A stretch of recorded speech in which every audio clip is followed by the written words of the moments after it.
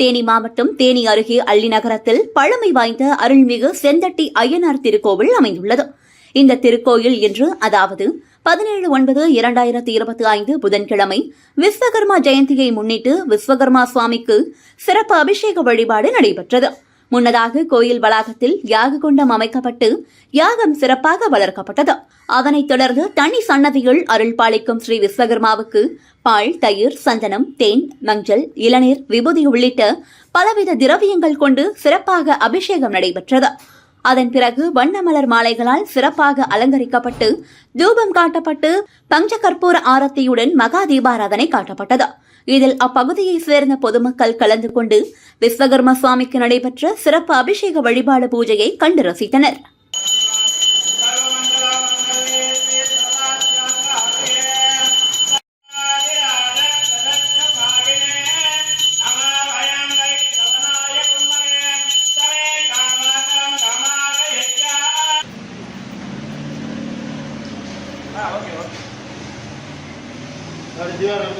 Okay.